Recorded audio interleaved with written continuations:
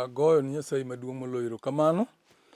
Odira wik machielo ma Nyasaye ochako miyowa mwadonjo go e mbeleu Lolwe TV ka wawachonu weche mabeyo mag dhi chamo ngima mosiko manyaka chieng'.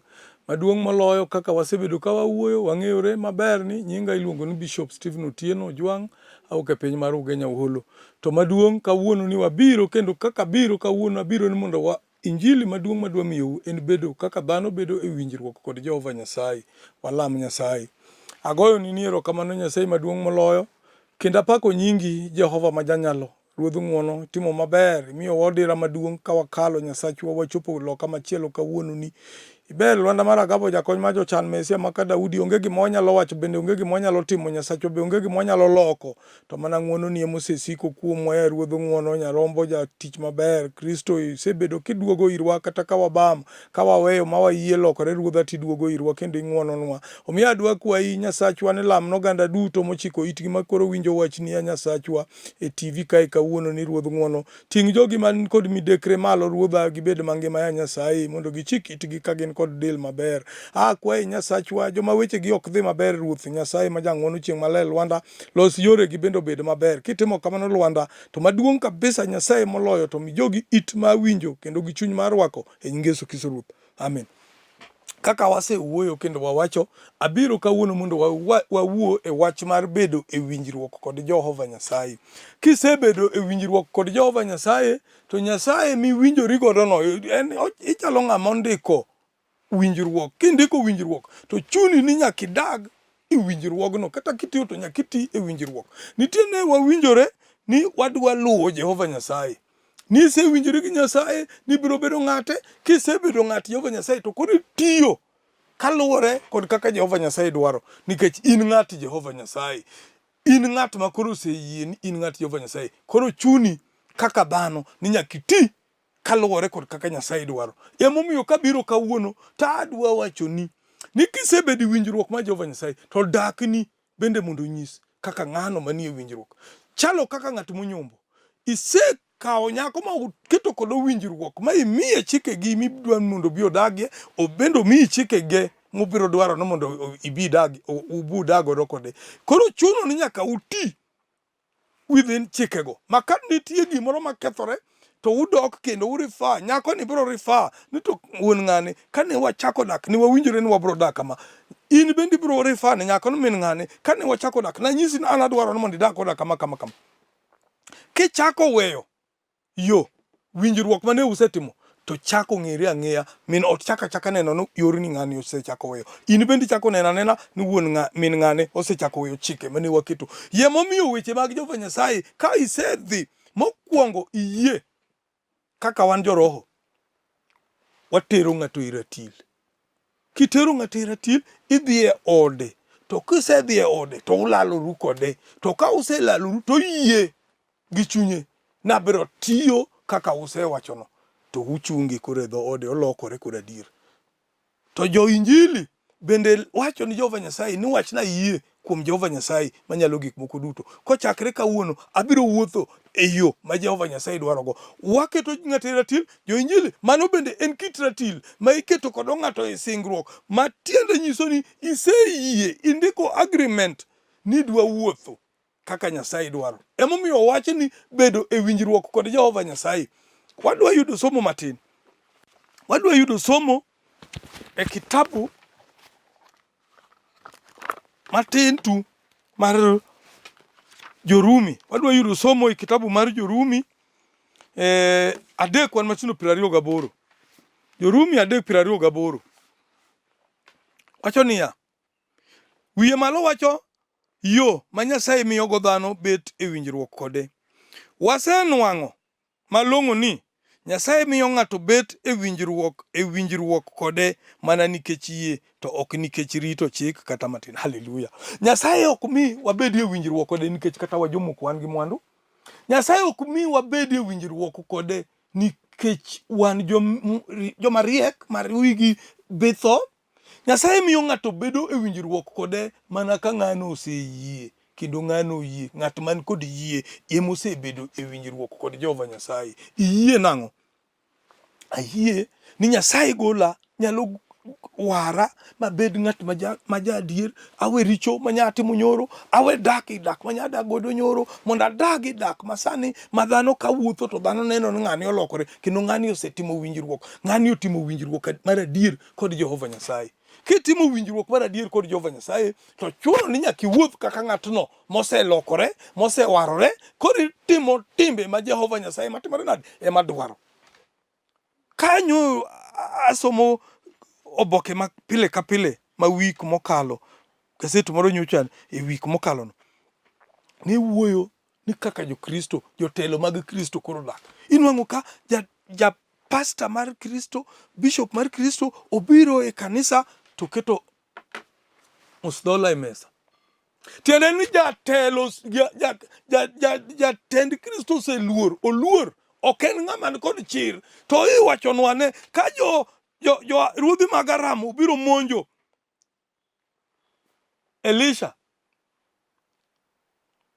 ka ruodhi mag Aram obiro monjo Elisha, to jatich Elisha oywak kowuono yo ruodha, piny lit kawuono tin wachom kanye, jogi ochim omonjowa, dalawa oluor, an wachim kure. Haleluya. To Elisha wachone niya, da bed ni ng'eyo ni joritwa rom nade kata chal nade, to dak dok ywak, uritwa kendo jwawa. To Elisha wachon Jehova ni Jehova yawie wang' wuoyini mondo ne en to kama wadakie ni kinga mantie chalo nade. Kano yawo wang' wuoyi noneno ka got moluoro dala Elisha nitie kod geche mag mach mag polo malo morito. Kisetimo singruok kod Jehova Nyasaye, misedonjo kod Jehova Nyasaye winjruok, to Nyasaye luori kod geche mag mach. Koro onge tiende ting'o musdola kidhi e chokruok. Haleluya. Koro onge tiende bedo moluor, nikech jomoriti, jomoluori, askache moluori gin askache man gi teko moloyo askache mag piny. Haleluya. Ng'iyane kigolo jo Israel Misri, kagiwuok, kagichopo e nam makwar, to gigo machiemo to gineno ka Farao biro kod joma pek, geche Farao golo assortment ne te mag lweny, gik moko te manoritorego mag lweny, kohaw wasumbni ge mondo chak oduok kendo. Haleluya. To Musa ywak ni Jehova, ni Jehova, ang'atim nang'o gi jogi, to jolweny mag Farao bende ekokayo machiegni kodwa, to Jehova, to nam bende erinu mbelewa, ang'atim nang'o. To Jehova penjo Musa ni tang'o miting'e lwetino, to Musa wacho an mana glup, ket luth e pi. Musa nochwado pi manamo barore diere, ma jo Israel onwang'o yo makwar, nikech ang'owa Musa nosedonjo e winjruok kod Jehova ng'awa Nyasaye. Kidonjo e winjruok kod Jehova Nyasaye, to Nyasaye mar nditi timo gik moko duto midwaro. Onge kama rem dhi betie, e odi, e dalani, e anyuolani, onge kama rem dhi betie, nikech nimang'o idonjo e winjruok mar adier kod Jehova Nyasaye. Onge luoro, onge tiende koro ting'o musdola, onge tiende soyo pala e kot kiwuotho, nikech in kod askari moriti moloyo askache mag piny marito kata ruodhi mag piny. Ma emomiyo askache gi biro bedo korito kamidakie ka ok ginen. Haleluya. Ok inyal nenogi, but onge kaka ng'at cha biro yoro mit chop kuomi, nikech in kod security moloyo security mar ruodhi mag pinynogo. Haleluya. Yamomiyo koro idwaro ni wabedie winjruok. Sami bede winjruok kod Jehova Nyasaye, ibede winjruok mondo mi Nyasaye oti kodi kaka uwinjoruno. Iwinjori kod Jehova Nyasaye nabiro lami pile ka pile. Ibiro go chongi piny dideki odiechieng'. Mana kaka Daniel nogo chonge piny e mbele Jehova dideki odiechieng'. Noyudo konyruok. Kaka Shadrach, Meshach kod Abednego notamore lamo ruodhi mag piny. Magi yie ni gin ok ginyal lamo idols, gibiro lamo mana Nyasaye mangima. Ka nowitgi e mach, to ne gidonjo kod Jehova Nyasaye. Mach. Daniel ka nowite bur sibuor, to nodonjo kod Jehova Nyasaye. Omiyo Samisetimo winjruok kod Jehova Nyasaye to ng'eni Nyasaye biro wuotho kodi kamora mora midhiye Nyasaye biro bedo jakori, obiro siko koluwi kamora mora midhiye, obiro monitor i kata donje richo Nyasaye ong'eyo, ini paro ni Nyasaye ong'eyo, wadonja katim ma Nyasaye ok nena. Nyasaye biro wuotho kodi nikech winjo ni jo askache marito Elisha ginie got to wuoyi ni ok nyal nenogi. Jatije Elisha ok nyal nenogi, Elisha to nenogi. Kiche Elisha kod chuny kod roho mar Jehova Nyasaye. Owacho ni kidwa bedo kod Jehova Nyasaye to nyaka ibed kod yie kidwa donjo e winjruok kode. To ji moko koro inwang'o ka ng'ato nosedonjo e winjruok kod Jehova Nyasaye to kineno timbe ma ng'ani timo to timbe gi oseweyo winjruok mar Jehova Nyasaye. Nikech timbe mane otimo ineno ka kanyo en kama Nyasaye ok nyal dakie. Owadwa nyaminwa, idwaro chang, idwaro hono, idwaro mondo Nyasaye otimni maber, to idonjo kod Jehova Nyasaye winjruok, titamri rito winjruok mane utimo kod Jehova Nyasaye no. To indi dwaro mondo ine bad Jehova Nyasaye. Idwaro mondo irom kod tong wang Jehova Nyasaye. Tong wang Jehova Nyasaye romo go yango. Ni setimo singruok ni Jehova biro lami. Ilamo Nyasaye nango. Kipodho piny gi chongi sa 12 okinyi, sa 6 odiechieng, sa 12 odhiambo. Ilamo Nyasaye. Idok ir Jehova Nyasaye. To Nyasaye yie kelo askache ne security mage bedo machiegni kodi. Security ni mag Jehova biro riti mana ka gibiro timo inspection bende. Gibiro ging'iyo to bende dak within the concept mar winjruok mane utimo kod Jehova Nyasaye. Bende dak winjruok cha. Kosise weyo winjruok cha. Kiweyo winjruok cha to malaike ka bende weyi. Jorit ka weyi. Ok gibed kodi. To siko winjruok to winjruogno miyo isiko kuom Jehova ng'awa Nyasaye. Kendo Nyasaye siko katimo ni timbe mabeyo. Awacho ni niya, kako wacho niya, wasenwang'o malong'o ni Nyasaye miyo ng'ato bet e winjruok kode mana nikech yie to ok nikech rito chik kata matin. Uparo ni Nyasaye en mana Nyasach jo-Yahudi kende? Koso? Haleluya. Scenario aina ni jo-Yahudi ikwano kaka jomosewar, jomoselokore. To nitie joma podi ok olokore, joma podi ok owar, ma podi ok okwen kaka jo-Yahudi, to thuolo nitie ne kata gin mondo mi gidonje winjruogni. Joma podi ok oyie, ma kata wawinja to podi ok giyie. Seche moko gibiro yie kokalo kuom injili ma wawacho kodgi kawuono ni. Gibiro yie, thuolo nitie mar mondo mi gibende gidonje winjruogni. To sami isedonje winjruogni to kodi ng'eyo ni isedonje kinga, isedonje bracket mar isenwang'o insurance, isenwang'o kinga ma koro in iriti. Nyasaye riti kako rito nyithinde moko ma jo-Israel ka. Koro isedonjo i bracket mar jomirito. Sama Nyasaye isedonjo go i winjruok to Nyasaye timo ni maber. Owacho niya, kare 30. Nikech Nyasaye en achiel, obiro miyo jo-Yahudi bet e winjruok kode mana nikech yiegi. Kata jo-Yahudi moko yie, bende Nyasaye weyo ketho winjruok ma en godo kodgi. Nosetimo winjruok gi kwere jo-Yahudi gi, to moko nitie mobalo, moko yie. Mana kaka koro in bishop, in pastor, e odi kanyo in isetimo winjruok kod Jehova Nyasaye. Kendo itiyo ni Jehova Nyasaye, nyaminwa itiyo ni Jehova Nyasaye, owadwa itiyo ni Jehova Nyasaye, to nyithindi obalo weyo yor Jehova Nyasaye. Nyithindi gin under your insurance kapod gin below the age. To sama giseng'eyo, nikech iwachonwa kata ka wabatiso nyithindo, ni ka ng'atni osechopo higni 18 tibiro tere, ipuonje ayie mar joote, titere imbele Jehova Nyasaye, imbele bishop mondo odhi oyie lwedo. Sama osedhi mbele Jehova Nyasaye, mbele bishop, tenenu koro osewuok e bracket mar singruok ma nitie bwo od wuongi kata mingi. Koro chako dak ne kende, osebedo adult, osebedo ng'ama duong' manyalo dhi mbele Jehova Nyasaye kende owuon.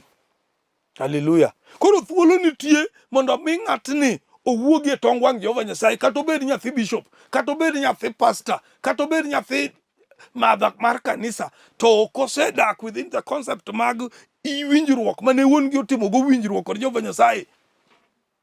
Iwacho na Abraham notimo winjruok kod singruok kod Jehova Nyasaye. Watimo singruok kod Jehova Nyasaye. Singruogni en singruok mang'ongo ma kisedonje to kiwuokie ti bam. Nyithindi bam. Jo odi bam, jogi weyo. Nitie singruok ma dhano timo kod ajuoke. Ajuoke nyisi na mima kikitima. Nyasaye be otimo kodwa singruok, to singruok Jehova Nyasaye en singruok man thuolo, ok ochal mar ajuoga mitimo otieno ka dhano nindo. Mar Jehova Nyasaye en singruok man thuolo mitimo kod ji e lela. Kata wuod Nyasaye nogur sa auchiel e wang'e. Wuod Nyasaye nogur sa auchiel e wang'e. So chiko kitamba mar bande mar kanisa no baro no yiech diere. Gi singruok mar Jehova timo e lela, emomiyo remb wuod dhano chwer ni ji e lela ka dhano neno. Joma jare to jomoyie mong'eyo ni mani to wuod Nyasaye dier maonge ketho to ywak ni jogi guro ruoth maonge ketho. Haleluya. Koro kidonje winjruok kod Jehova Nyasaye ng'e ni donje winjruok mar adier. To kidonjo mibedo jatich Jehova Nyasaye kaka koro wan. Wacho ni ka ng'ato dwaro tich mar Jehova Nyasaye. Haleluya. Timotheo 3. Kidwaro tich mar Jehova Nyasaye tidwaro tich mogen. To ka iseyudo tich mogen ni, to koro ere kaka idhi rito tijni? Be pod idok idhi dak ni machon? Pod idok idhi timo timbe ni machon? Nyi jakong'o isebiro imbele Jehova Nyasaye. Pod idok e kong'o? Imer minindo oko? Nyori jachode iseduogo tong' wang' Jehova Nyasaye. Isetimo singruok kod Jehova Nyasaye. Pod idak e chode mana marabal makoro kata odi ok idog. Chode marabal nyaminwa makoro kata chuori nwang'o mana chaye kod wich kuot. To isetimo winjruok kod Jehova Nyasaye. Mano nego itim adier. Kisetimo winjruok kod Jehova Nyasaye tilokri wuok e ngima manyien dak e chon. Tibiro e ngima manyien. Ngima manyien nyiso nang'o? Dak ni koro kata jirani nyaka ng'i ni ng'ani oloko dak. Haleluya. Ka in kod chandruok, owachin kin kod chandruok to nigi lem. Tilemo nang'o? Wan e chandruok pile ka pile nyaminwa wadwa. Moko wacho ji moko winjo ka ji gamba jodolo moko an ang'ama ler, an ang'ama ber. Ne ok wabeyo waduto waricho. Kendo podi ok wanyal yie. Paulo wacho ni aringa ni mondo kapo alocho to bende adhi acham ngima mosiko manyaka chieng'. An dhano ma jaricho taringo pile ka pile, alokra pile ka pile, okinyi otieno. Alokra pile ka pile, aluokora chalo ng'ama luokore. Ok inyal luoko okinyi kok iluokori. Ok inyal duogo otodhiambo ichomo kiluokori. Iluokori pile ka pile. Mani bende machalo kaka lamo Jehova Nyasaye. Okinyi sami lamo Jehova Nyasaye cha iluokori, ichako ngima manyien kod Kristo kuom chieng'no. Nikech parane, ji dhi e nyosruok billions of people. To adhi machwe moko chung. Ji mathoth chweyo moko chung okinyi. Moko nindo no tho, moko be no mako teri ute twech, moko bende twe maonge ketho, moko bende tho, moko bende odhi ni osuptal ok nyal lokore kata osuptal.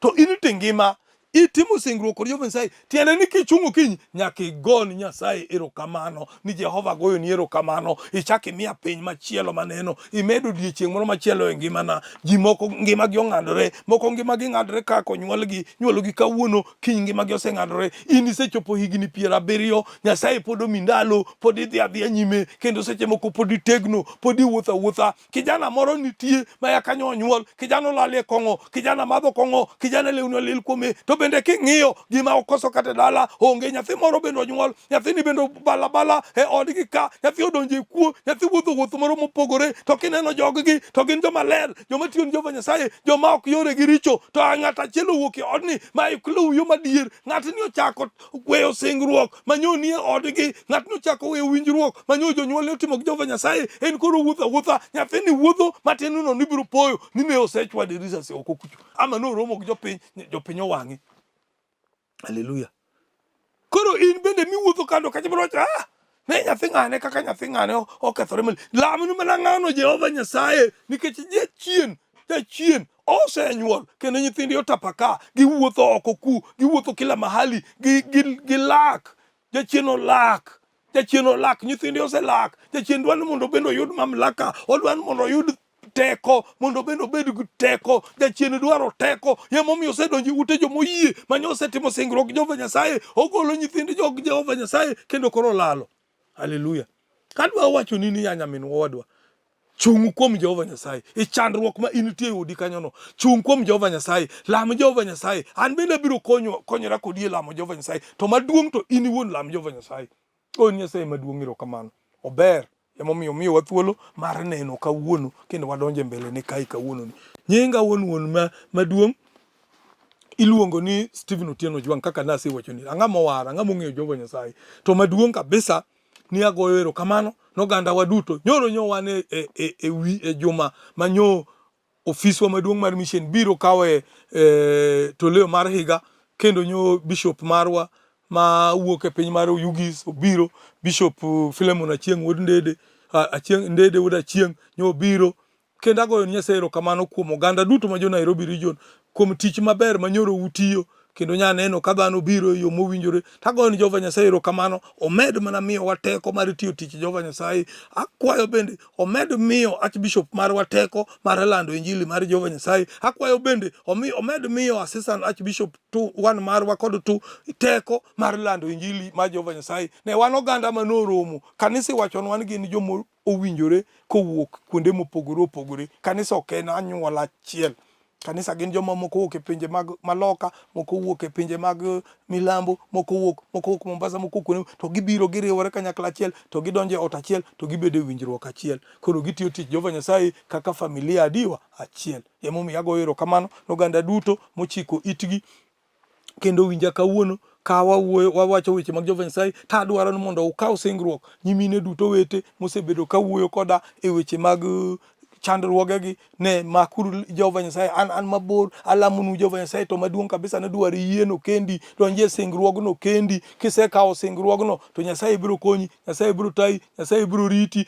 gige ni matimore marach Nyasaye biro loso biro timore maber ka nyithindo ema chandi e ot Nyasaye biro loko nyithindi biro bedo nyithindo mabeyo ka tuo ema chandi Nyasaye biro loki biro keti mangima mondo iti ni Jehova Nyasaye nikech ang'eyo no kinyal tiyo ni Nyasaye ka dendi lit ka ngono ka chandruok remi ema ni odi Nyasaye biro loko gige ni biro bedo maber mondo iwinj maber ibe kaka oganda moko winjo maber erokamano walamuru Jehova Nyasaye alami nditi maduong' singruok mar Jehova mar polo gi piny agoyo ni erokamano sulwe mar okinyi itimo maber kitaya irwaka to e Lolwe TV kaka wuono ni oganda bende mobedo mos ka winjo wech injili magi ema luongo nyingi subuor madhod jona wuothie udi duto piny duto dhi piny Siaya dhi piny Migori dhi piny Homa Bay dhi piny Kisumo nyaka Mombasa joma Nairobi ka joma ne dala ma Nakuru joma chiko itgi ma winjo weche ni ya Nyasaye migi teko migi rieko joma tuo ruoth akwai malaika mar chang mondo lor Nyasachwa ochangna nyimine ochangna wete joma chando ya wuod Nyasaye iwacho Johana 14 dala wuod nitie udi mang'eny ok diwe wachandre ya ruodha e piny kae miwa konyruok mi oganda gi konyruok Nyasaye ma jang'wono chieng' maler lamni e Lolwe TV lamni jowa duto matiyo kae Nyasachwa vijana duto joma pod tindo matiyo ka ruodha lamni gi chutho migi rieko nyarombo mang'won nyithindo lal vijana lal sikinde gi e ruodha akwai nyisigi yo bed jakorgi lona maragabo lamni owadwa niko kelo bende e Lolwe TV ka telne ya ruodha ting' gi malo bed jakorgi lona maragabo lamni Musanda Holy Ghost Church of East Africa mangima lamni jo Kristo duto mani winja kawuono ni migi teko ya ruodha jogo duto Nyasachwa maleme dinde moko duto mopogore to yie winjo weche waduto kani ya Nyasaye migi teko migi rieko ibed jakorgi kitimongi maber wabiro goni erokamano Lwanda han bendi rita aja richo ruodho karomo ngang to inie miromo yemomiya kwai luoka iketa maler abed jakori e nying Yesu Kristo ruoth amen mono mar Ruoth Yesu Kristo era ma Nyasaye wuoro laro kumaro maler sikoro ne nyaka chieng amen Atingo bada, any simar surrender. Ati watu nyadu toke